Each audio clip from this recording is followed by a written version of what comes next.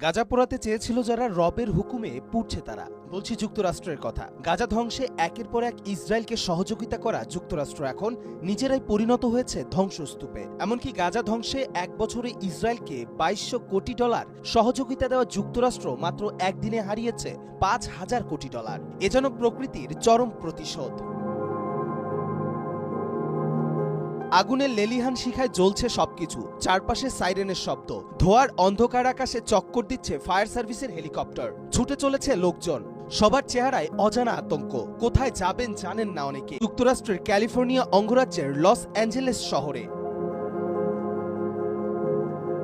ইতিহাসের সবচেয়ে ভয়াবহ দাবানলে পুড়ছে শহরটি। ইতিহাসের পাতায় চোখ মিললে দেখা যায় আজকে যুক্তরাষ্ট্রের এই চিত্র এক বছর ধরে প্রতিনিয়তই দেখা মিলেছে গাজার শহরগুলোতে। আর এই চিত্র ফুটিয়ে তুলতে যেন ইসরায়েলকে সবসময় সহযোগিতা দিয়ে গেছে আগুনে পুড়তে থাকা এই যুক্তরাষ্ট্র।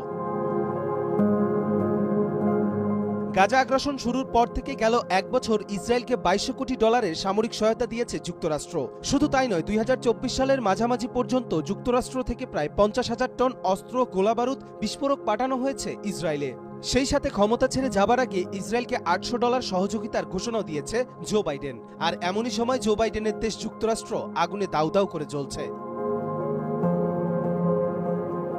গাজার লাখ লাখ মানুষ যখন সব হারিয়ে পথে মানবেতর জীবনযাপন করছে, তখনই যুক্তরাষ্ট্রের হাজার হাজার মানুষ ঘরছাড়া হলো। ফিলিস্তিনি সমর্থকরা বলছেন গাজাবাসীর চিৎকার সৃষ্টিকর্তার আরশ পর্যন্ত পৌঁছে গেছে, আর তাই তো শাস্তিস্বরূপ যুক্তরাষ্ট্র এমন দাবানলের শিকার হয়েছে। অনেকে আবার বলছেন সৃষ্টিকর্তা ছাড় দেন কিন্তু ছেড়ে দেন না। যুক্তরাষ্ট্র নিজেই যেখানে শয়তানের মোদকদাতা, সেখানে তাদের ধ্বংস অনিবার্য। যুগে যুগে যারা অন্যায়ের পক্ষ নেবে তাদেরই পরিণতি যুক্তরাষ্ট্রের মতো এমনই হবে। কবির চৌধুরী, জয়, মাই টিভি।